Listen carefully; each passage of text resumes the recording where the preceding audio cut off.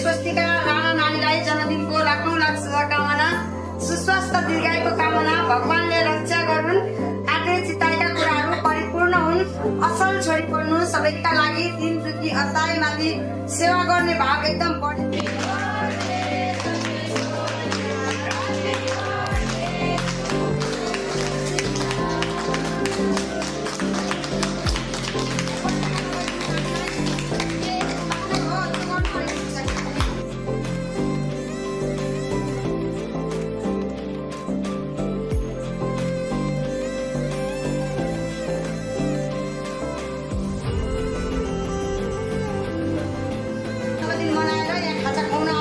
खबर नानीको दिदीले विदेशबाट थाहा पाउनु भइसके पछाडि आफ्नो तर्फबाट पनि यहाँ हुनुहुने बुवा आमाहरूको लागि केही साथ सहयोग मिलोस् भनेर चाहिँ यस सेवामा टेवा पुर्याउनको निमित्त